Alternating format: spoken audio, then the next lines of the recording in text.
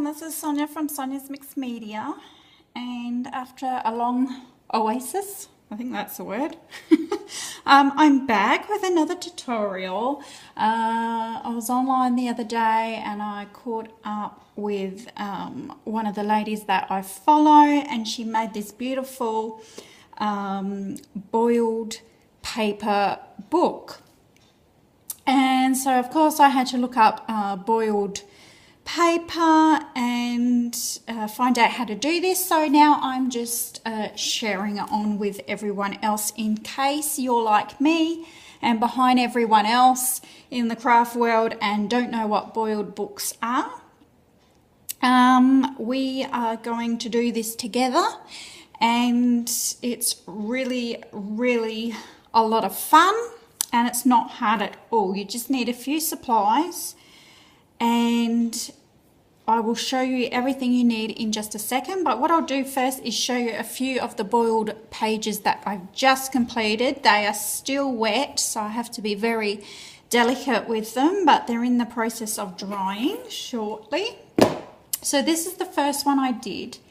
Now basically you collect flowers and leaves, plants from around your garden or neighbourhood, and you put them in between pages and you put them in a pot of water and boil them. And what happens is the dyes come out of your various flowers and leaves and leave these absolutely beautiful images on your paper, and every single piece comes out differently.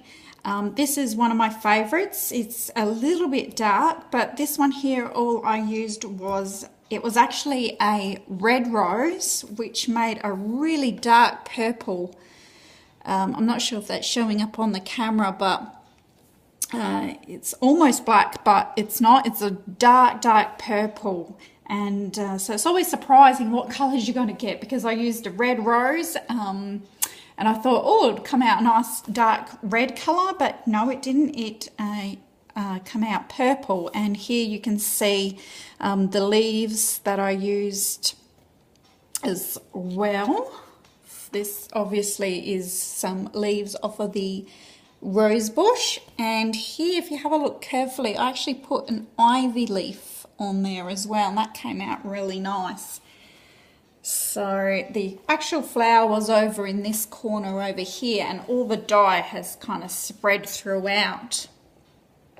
So that's one that I did. I've got them all drying over here. Another one that I'm really happy with is this one here. I think this looks really spectacular. Now, I'm really sorry, but I don't know the name of the flower that I used for this.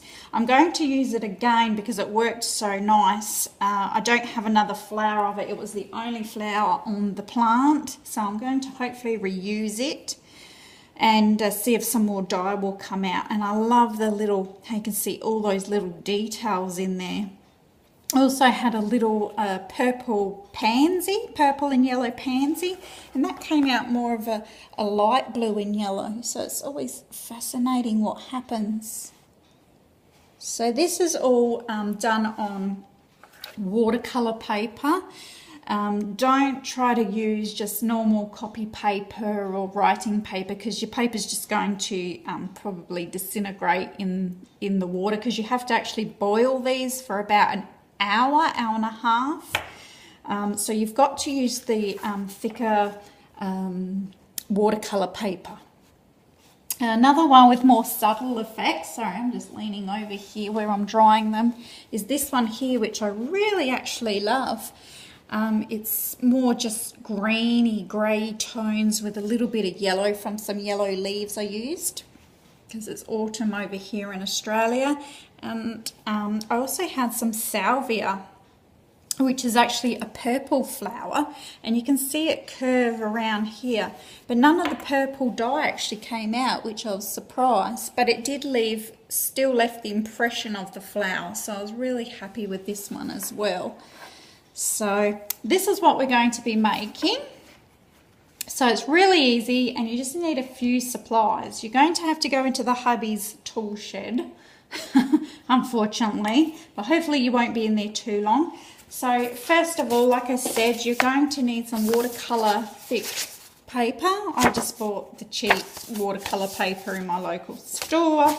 You need to fold them in half, whatever size you like, but just make sure that they can fit into the saucepan that you're going to use. You might have to go down to your local op shop, thrift store, and buy a really large pot if you don't have one, because otherwise you going to end up with a very small book if you've only got a very small pot. So that's something else you need. You'll also need 2 pieces of wood. Got these just out of my husband's shed. And you could also use wood, you could use tiles, you could maybe use bricks, anything kind of heavy that you can find. These are going to go each side of the watercolor papers and bound up, so it sort of squishes it all together like a flower press, I guess. So that's what they're used for. I've got just a bit of thin wire that I got from the shed just to tie it all up with, and some string to tie my signatures together really tight.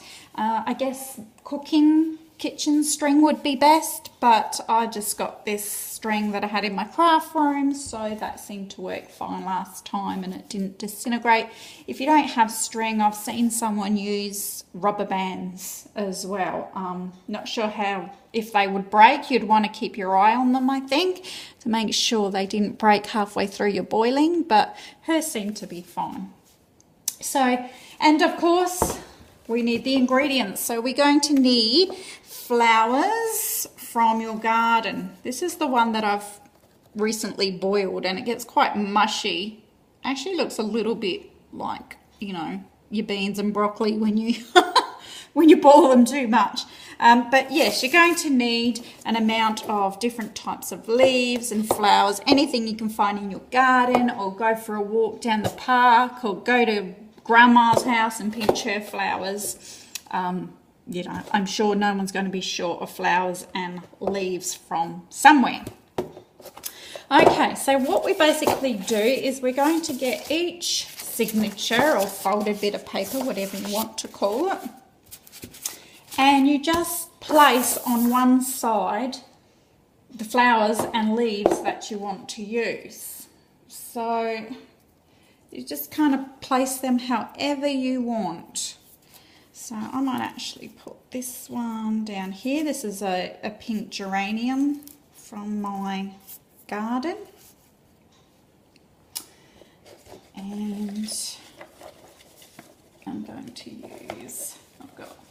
just use whatever you like, and you just kind of put it all over the page. A bit of colour. I try to use a bit of yellow leaves, hoping that there's a little ant. You're going to be boiled up, mister. Right. I try to use a bit of yellow leaves. Of course, that's an autumn thing, but it does bring out a little bit on the paper, a bit more of a yellowy colour. Yeah, I probably didn't get as many leaves as I did last time. I should probably have to go back out my garden a bit. So basically you're just going to arrange them on the page however takes your interest. So something like that. You don't got to be a real artist about it. You just want to make leaf shapes and something with a bit of colour that hopefully comes out as well. Very carefully you're going to fold that into your signature like a nice big flower sandwich.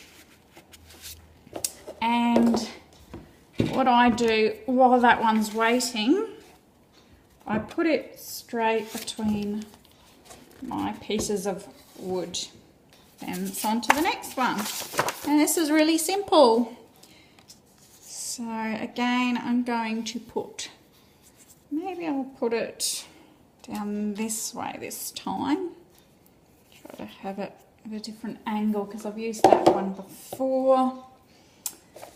And I'm going to put, this is some bougainvillea flowers, which are really pretty. And it's really interesting. I mean, a lot of times you think, oh, I want pink, but pink doesn't come out. It always seems to be purple for some reason. But as I was doing this, walking through my garden, I realised all my flowers in my garden are either pink or purple or red. And I was like, you know, damn, like I've really got to go get some different colour flowers. I've got a bit of lavender here. I might pop that somewhere if I can, maybe going down there. And it doesn't matter if it's, you know, comes off your page, that can actually look quite pretty as well. So basically that's all you have to do. So you just keep making as many of these as you like. I'll keep going till I run out of plants and flowers. I've got a nice spiky looking thing here, so I'm hoping that a bit of dye comes out of this. This is hibiscus, I think. It's the only one I've got in my front garden. And I'm going to pop it right in the middle there, and hopefully that dye goes over those leaves and really makes them pop out.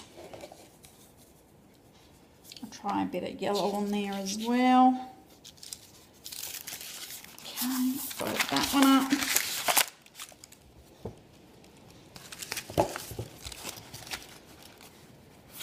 Another one. You basically get the idea. You can be just have a leaf and some, you know, a bit of lavender, or, you know, this bit's a bit of rosemary. You can just go basic if you want to. You don't have to have everything all over the page. Okay, I'm going to keep that one simple. See what happens with that.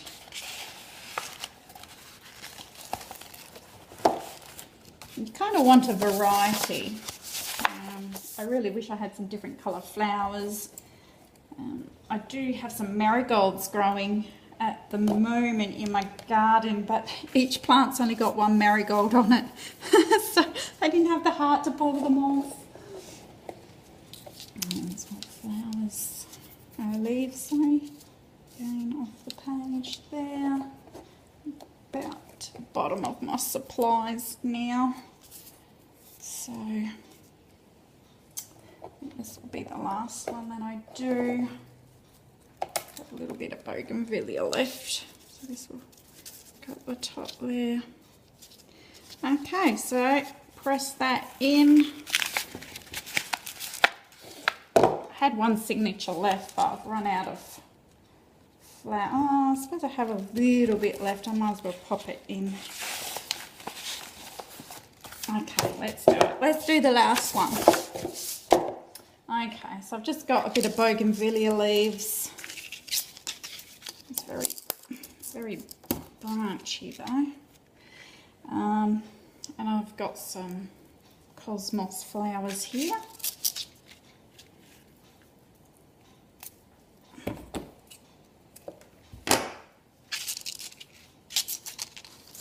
Right, see how that goes. Right.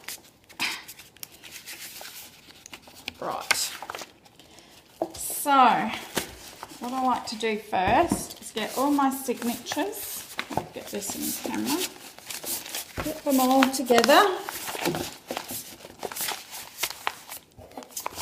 Okay, and then I like to tie mine with string.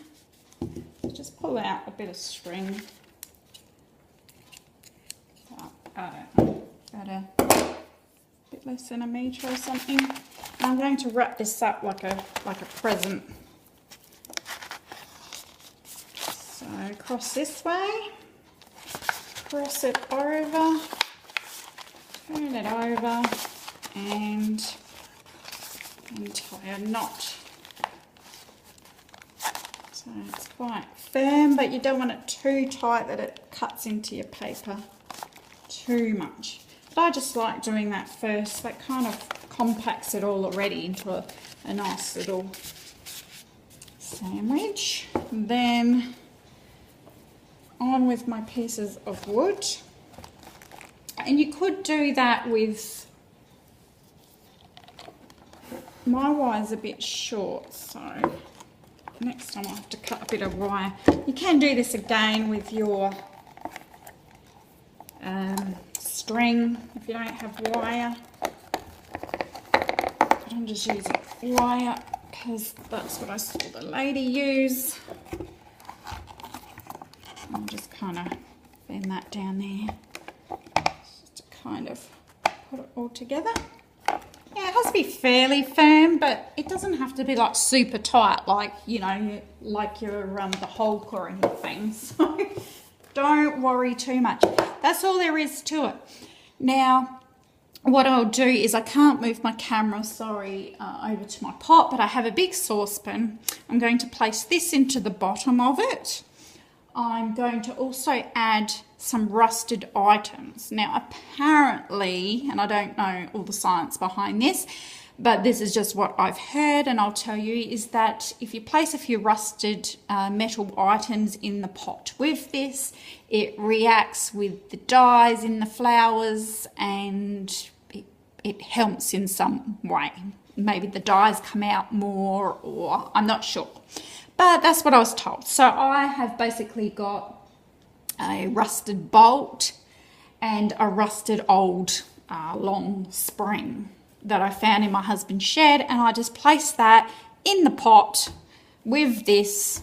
I fill it up with water, so I just enough water to cover this.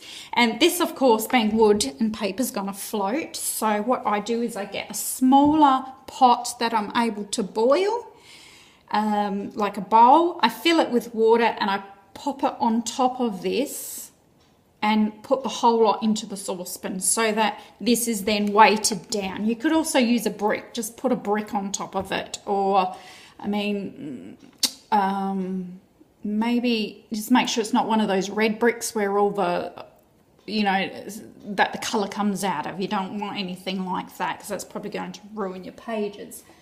But yeah, just something heavy that you can put on top to stop this from floating up in the saucepan. You want this on the bottom of the saucepan, and then you want the water to come above this wood.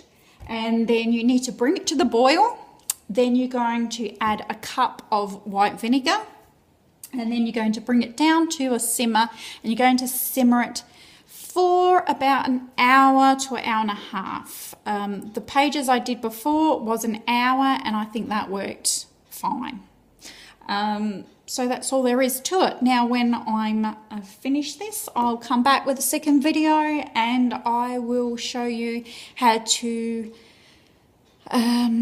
take it apart, rinse it off, and the end result. Okay, everyone, I hope you like this tutorial. So go make some boiled paper. Bye.